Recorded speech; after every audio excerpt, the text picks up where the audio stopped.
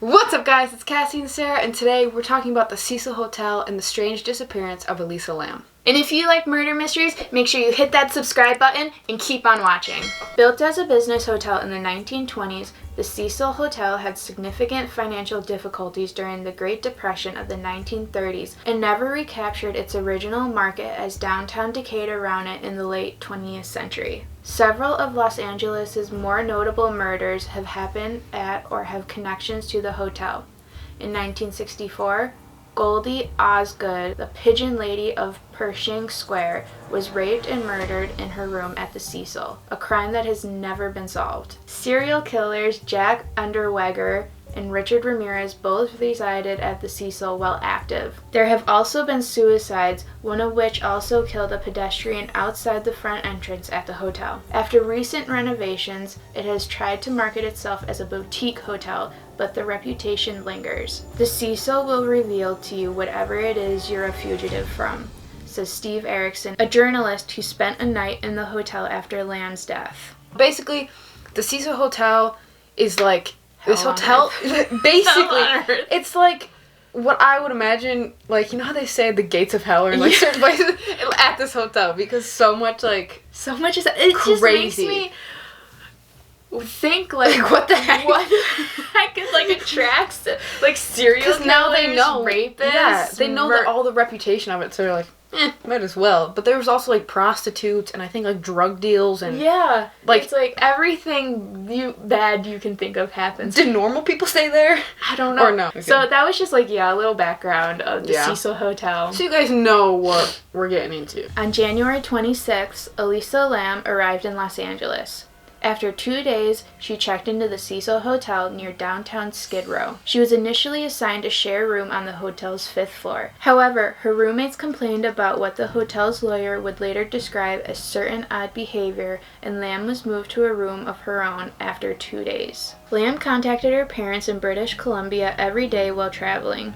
On February 1st, 2013, the day she was scheduled to check out of the Cecil Hotel and leave for Santa Cruz, her parents did not hear from her and called the Los Angeles Police Department. Her family flew to Los Angeles to help with the search.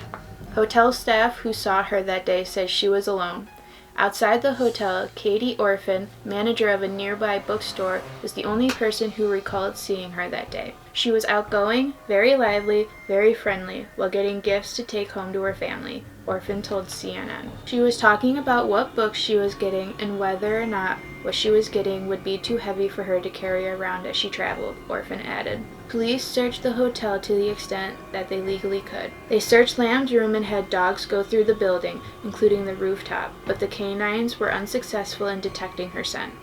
But we didn't search every room, Sergeant Rudy Lopez later said. We could only do that if we had probable cause to believe a crime had been committed. On February 6, a week after Lam had last been seen, the LAPD decided more help was needed. Flyers with her image were posted in the neighborhood and online. It brought the case to the public's attention through the media. And then she checked into the Cecil Hotel. Yeah, but her roommate said that she was like weird, and then she had to move to a different room. Which, like, makes me wonder, like, what was she doing that would make roommates so uncomfortable that would force her to move rooms? You know what I mean? They said she had odd behavior, so, like, what? Was she talking to the wall, or? There's a possibility. I mean, I know what's going on. Yeah. Because I did the research, and it'll tell you later on. But, I don't really want to spoil it for you. Yeah, we can't spoil it, but. Spoilers. So, and then she just went missing. I know, like, called her parents, like once every day or something. Yeah, but so they were didn't. worried. And on February 15th, after another week with no sign of Lam, the LAPD released a video of the last known sighting of her taken in one of the Cecil's elevators by a video surveillance camera on February 1st. In approximately 2.5 minutes of footage, Lam was alone and making unusual moves and gestures, then leaving the elevator at one point while its doors remain open, even after she appears to have pressed every button. When the doors failed to close after she returns, she leaves. The doors closed later. The video drew worldwide interest in the case due to Lam's strange behavior and has been extensively analyzed and discussed. It was reposted widely, including on the Chinese video sharing site Youku, where it got 3 million views and 40,000 comments in its first 10 days. Many of the commentators found it unsettling to watch. Several theories involved to explain her actions. One was that Lam was trying to get the elevator car to move in order to escape from someone who was pursuing her. Others suggested that she might be under the influence of ecstasy or some other party drug, but none was detected in her body. When her bipolar disorder became known, the theory that she was having a psychotic episode also emerged. Other viewers argued that the video had been tampered with before being made public. Besides the obscuring of the timestamp, they claimed parts had been slowed down and nearly a minute of footage had been discreetly removed. This could have been done simply to protect the identity of someone who otherwise would be in the video, but had little or nothing to do with the case, or to conceal evidence if Lam's disappearance and death had been the result of a criminal act. Ooh, spooky. It's getting spooky and spicy. Yeah, so she's like talking. I think I remember seeing a video. It'll be up on there, so I'll see it eventually. But she's like, looks like she's talking to somebody. Yeah, and she's like, so she's got bipolar, we found out. Her bipolar disorder. But why would she be having a break or something if she was traveling and not under too much pressure, unless she was being pursued by somebody? People also think that the video was tampered with and that... I feel like that could be a possibility. Like, it's circulating around...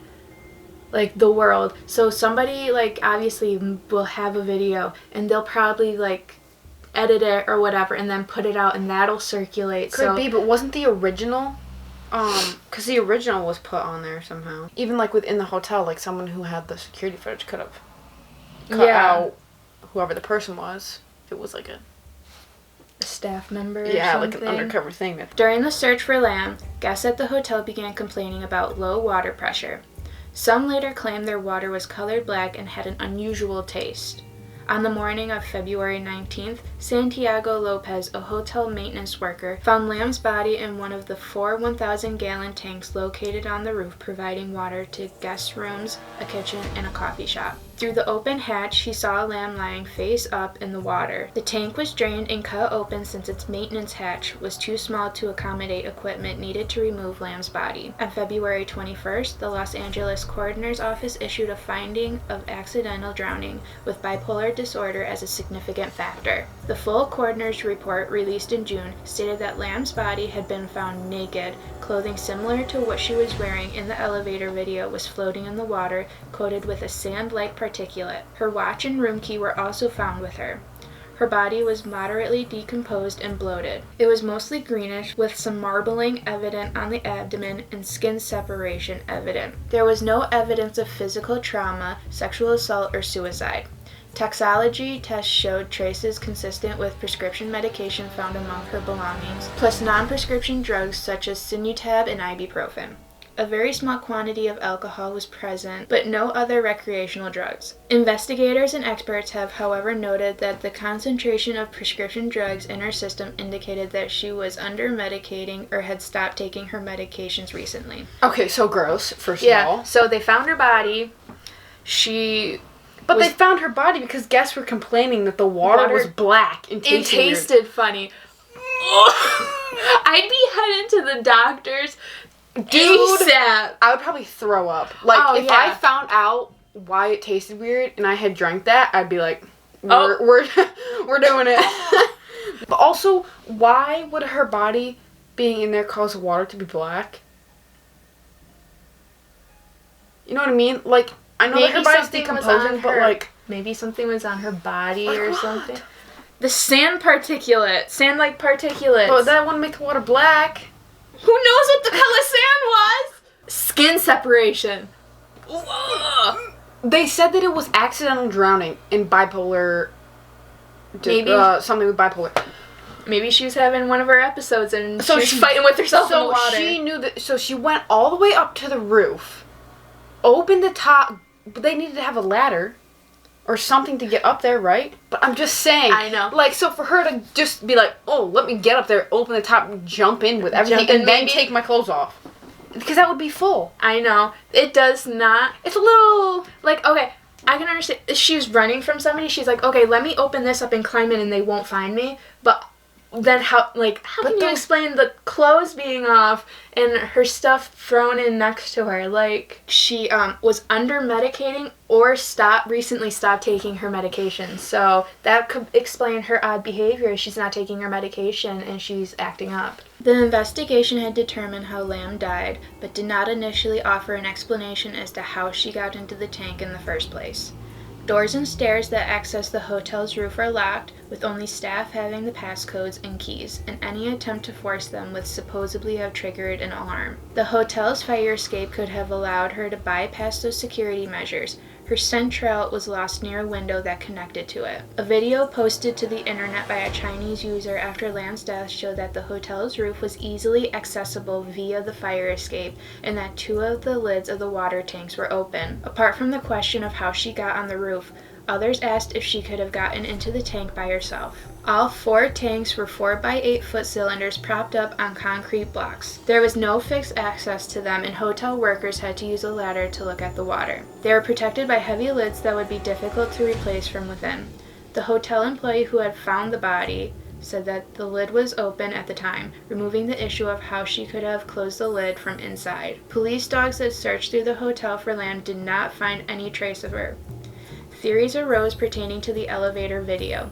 Some argued that she was attempting to hide from a pursuer, perhaps someone ultimately responsible for her death, while others said she was merely frustrated with the elevator's apparent malfunction. Some proponents of the theory that she was under the influence of illicit drugs are not dissuaded by their absence of the toxicology screen, suggesting that they might have broken down during the period of time by her body decomposed in the tank, or that she might have taken rare cocktails of such drugs that a normal screen would not detect. The very low level of her prescription drugs in her system and the number of pills left in her prescription bottle suggested she was under medicating or had recently stopped taking her medication for bipolar disorder, which might have led to a psychotic episode. The autopsy report and its conclusions were also questioned based on the incomplete information. For instance, it does not say what the results of the rape kit or fingernail kit were, or even if they were processed. It also records subcutaneous pooling of blood in Lam's anal area, which some observers suggest was a sign of sexual abuse.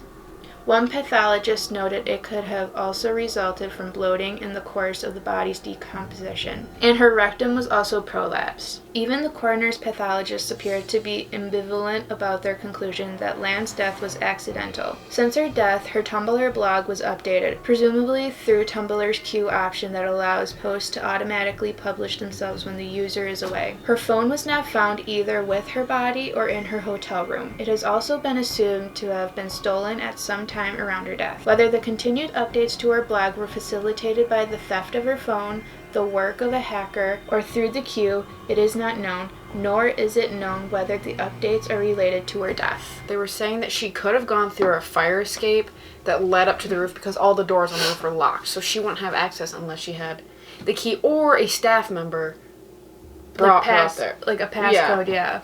And then they said that there wasn't any signs of like sexual abuse or anything, but they don't know if they ever actually went through with the process the kits of, or like, anything. yeah, so like they may have done like the rape kit and the fingernail kit, but they never just processed the evidence, which is crazy to me. Like, why this girl disappears and is found dead in a cylinder on the roof.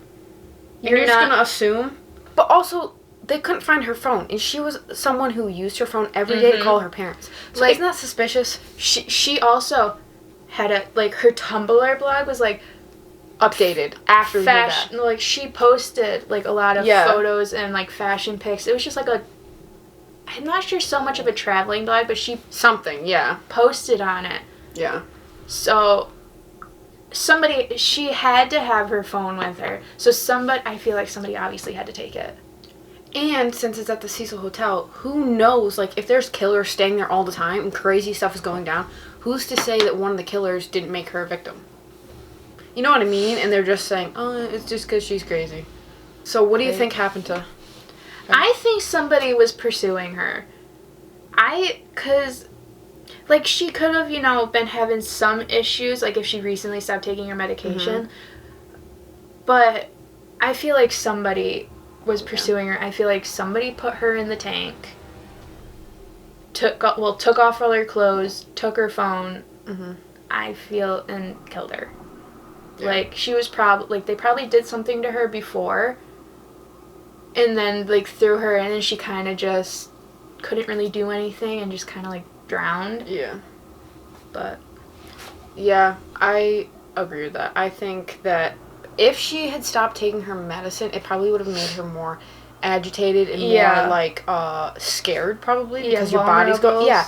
So if someone is pursuing her, that's going to make her 10 times more scared. Yeah. So there's a chance that she could have tried to escape from her pursuer to the roof. There's the only way to get out, and the person followed her. Yep. And then, probably, I'm going to kind of assume that she was raped. Yeah. Just because of, like, the evidence that we see. But I think that you're right that maybe she wasn't fully dead when she was thrown in there. And that's how they can call an accidental drowning. Because she was drowned. It wasn't, like, blunt force trauma or anything like that. So, and then they definitely took her phone. But, like, what would they do with her phone? Keep it as, like, a memento? Yeah, like a memento or, like, a souvenir or... Yeah, so ELISA LAM from the Cecil Hotel. So, as you guys might know, that there's, like, a lot of people talking about the Cecil Hotel right now. There's a documentary on Netflix. Yeah. I think people have done, like, a TV movie. Yeah, they've done a lot of stuff on it. So we thought that we would jump in because it's definitely interesting. Bandwagon. So we hope that you enjoyed this video. Let us know down below what you guys think happened to ELISA LAM. If you agree with our theories or theories that have been mentioned, or if you have different theories. Yeah, use your brain and let us know, because we want to know, like, what we might be missing. Yeah. Make sure you like, comment, and subscribe to this video. Like always, it helps us know if you guys like our videos and like our content. Hit that notification bell or button, whatever it is. Whatever it looks like. Just hit it. You'll get a notification every Friday. The social media is down in the description. We're all over the place, I know. Yeah. It's the story of our lives. We will see you guys next Friday. Peace!